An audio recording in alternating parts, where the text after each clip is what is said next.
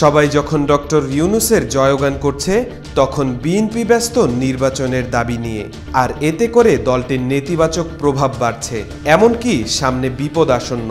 এমনটাই মনে করছেন নিউ ইয়র্ক প্রবাসী বাংলাদেশি কন্টেন্ট ক্রিয়েটর ও অ্যাক্টিভিস্ট প্রিসিলা। অন্যান্য রাজনীতিবিদদের তুলনায় বয়সে অনেক ছোট হলেও ভুল ধরিয়ে দিয়েছেন বিএনপিকে।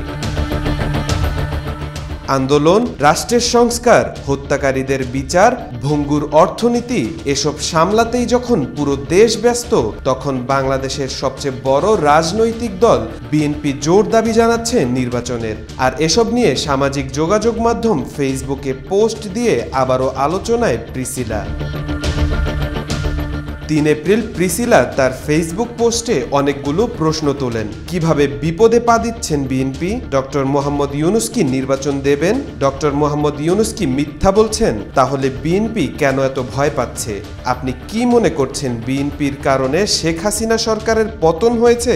এই ক্ষমতা তাদের ছিল? এতই কি শক্তিশালী বিএনপি? আওয়ামী লীগের কাছে এত নির্যাতনের পরেও কেন বিএনপি আওয়ামী লীগকে নির্বাচনে পাশে চাইছে? কেন তাদের পুনর্বাসনে ব্যস্ত? শুধু কি টাকা, নাকি ভারতীয় চাপ ও সম্পর্ক? দেশের মানুষ কি বুঝতে পারছে বিষয়টা? তিনি লেখেন, এই প্রশ্নগুলোর উত্তর খুঁজতে গিয়ে আমি কিছু অনুমান করতে পারছি। তা হলো বাংলাদেশের রাজনীতিতে নতুন মোড় নিয়েছে এক অদ্ভুত সমীকরণ। ডক্টর মোহাম্মদ ইউনূস একা একটা দলের চেয়েও শক্তিশালী। এ শক্তি জনতার, এ শক্তি সততার, এ শক্তি দেশপ্রেমের। ডক্টর মোহাম্মদ ইউনূস মিথ্যা বলবেন না। তিনি একজন প্রথম সারির আন্তর্জাতিক ব্যক্তিত্ব। মিথ্যা বলা বা অসদাচরণ করলে তিনি বিশ্বের কাছে ছোট হয়ে যাবেন। তিনি কোনো ছেঁচড়া নেতা, নমিনেশন বিক্রেতা বা নির্বাচন বাণিজ্যে লিপ্ত নন। তার পরিবারের কেউ এই দেশের রাজনীতি করবে না। ডক্টর মোহাম্মদ ইউনূস রাজনীতি করতে আসেননি। প্রিসিলা ডক্টর ইউনূস সম্পর্কে আরও লিখেন, অন্য কোনো নেতা যদি বিশ্বের যে কোনো নেতার সাথে কথা বলতে চান তাহলে অ্যাপয়েন্টমেন্ট নিতে হবে। সেখানে ডক্টর মোহাম্মদ ইউনূস সরাসরি যোগাযোগ করতে সক্ষম।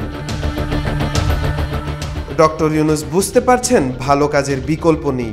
নির্বাচন যত পিছাবে বেহায়া হয়ে যাবে রাজনৈতিক দলগুলো, করবে উন্মাদের মতো আচরণ। বর্তমানে ডক্টর মোহাম্মদ ইউনূস ভালো কাজের মাধ্যমে যেভাবে সব রাজনৈতিক দলকে বিপদে ফেলছেন তা লক্ষণীয়। নির্বাচনের পূর্ব পর্যন্ত তিনি এমন কিছু কাজ করবেন যা কোনো দল ক্ষমতায় থেকে পূর্বে করেনি বা ভবিষ্যতেও করতে পারবে না।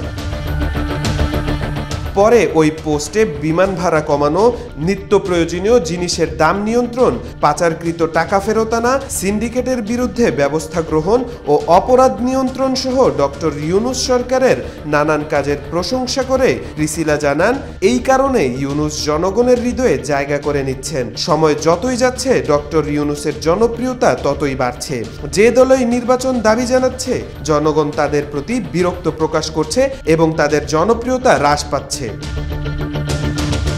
প্রিসিলা 16 বছরের স্বৈরশাসন নিয়ে লেখেন, যখন শেখ হাসিনা ক্ষমতায় ছিলেন তখন আমি একাধিক ভিডিওতে বলেছিলাম ডক্টর ইউনূসকে নিয়ে সরকার মহাচিন্তায়, না পারছে গিলতে, না পারছে বমি করতে। বর্তমানে একই পরিস্থিতি বিএনপিও সৃষ্টি করছে। ডক্টর ইউনূস নিশ্চয়ই বুঝতে পারছেন ইতিমধ্যে তিনি বিএনপির শত্রুতে পরিণত হয়ে গেছেন। তাই কম সময়ে তিনি এমন একটি আন্তর্জাতিক স্তরের টি-20 খেলার মতো পদক্ষেপ নিতে পারেন যা অন্যদের জন্য মহা বিপদ ডেকে আনবে। জনগণ ইতিমধ্যে টের পাচ্ছেন দেশ কোন দিকে যাচ্ছে বা কে কি চায়। বর্তমান রাজনৈতিক পরিস্থিতি বেশ অস্থির। জনগণ এখন এমন কাউকে খুঁজছে যিনি ক্ষমতার মোহ ছাড়া দেশের জন্য কিছু করতে পারবেন। কেউ কেউ ডক্টর ইউনূসকে সরাতে আন্দোলনের ডাক দিলেও অনেকেই তাদের অবস্থান বজায় রাখতে ডক্টর ইউনূসের পক্ষে আন্দোলনের প্রস্তুতি নিচ্ছেন এবং ডক্টর মোহাম্মদ ইউনূসের পক্ষে এ দলটি ছোট হবে না, এটাও অনেকটা নিশ্চিত।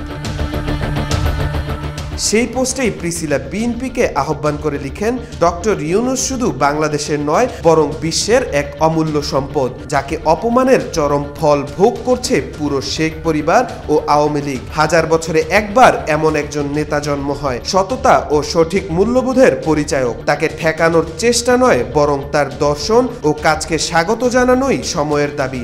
আসুন আমরা সবাই মিলে এই পরিবর্তনের স্বপ্নকে বাস্তবে পরিণত করি।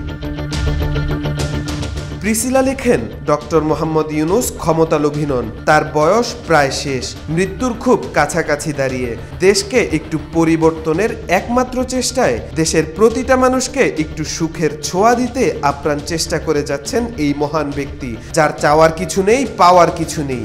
আমরা নিজের স্বার্থের জন্য তার বিরোধিতা করতে পারি, কিন্তু দেশের স্বার্থে কিছুটা ছাড় দেয়া বা কিছু ভালো বিষয়ে একমত হওয়াটা জরুরি। কোনো রাজনৈতিক দলই যে ক্ষমতায় গিয়ে নিজের জন্য বা পরিবারের জন্য কাজ না করে শুধু নামাজ, রোজা আর দেশের সেবা করবে, এটা সম্ভব নয়। আর এই বিষয়টা জনগণের অজানাও নয়।